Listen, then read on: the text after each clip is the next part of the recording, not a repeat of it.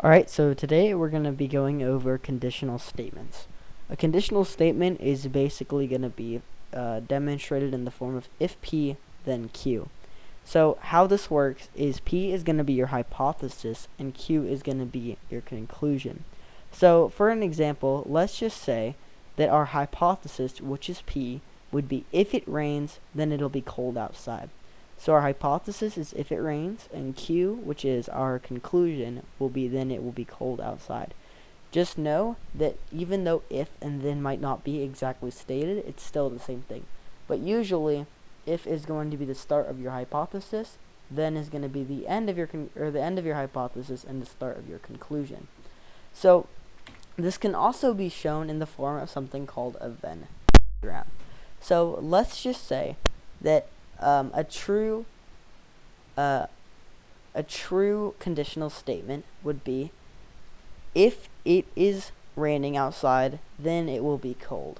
So basically what we're saying is if it is cold outside, or if it is raining outside, then it will be cold. Now the reason why this is going to be our conclusion inside of our hypothesis, this H is going to be our hypothesis, and C is going to be our conclusion.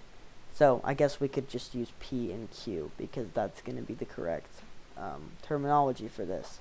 So let's say that we have something that is not true.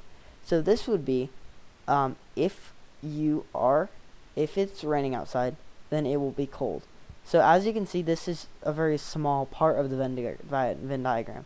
The reason why the conclusion goes inside of the hypothesis is because just because it's raining doesn't mean that it'll only be cold outside.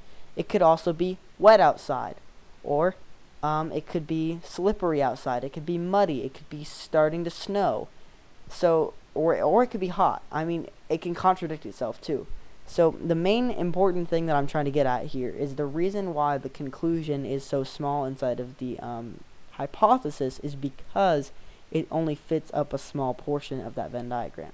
So hopefully that will help you a bit. But let's just go ahead and look at one more. So let's just say that this is going to be our hypothesis, which is if your mom gets home early, then she will take you swimming. So this is going to be our conclusion, which is then she will take you swimming, and this is if your mom gets home early.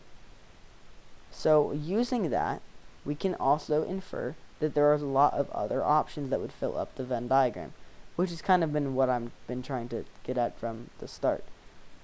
So we're going to go ahead and we're going to look at another problem, but this time instead of it's going to be a Venn diagram, it's going to actually just be a normal if-then statement. So let's ask this. Here is our problem. If your mom gets home early, then she will take you swimming. So the if she gets home early is going to be the hypothesis, and the then she will take you swimming is going to be the conclusion. So H is going to represent our hypothesis, and C is going to represent our conclusion. So basically, the hypothesis is P, the conclusion is Q. Thank you. I hope that cleared things up. If you want to learn more, I will be putting out a video soon about biconditionals and other forms of conditionals like contrapositives, finding negation, double negation, what all those mean. So if you want to see that, let me know in the comments and I will make that video as soon as I can.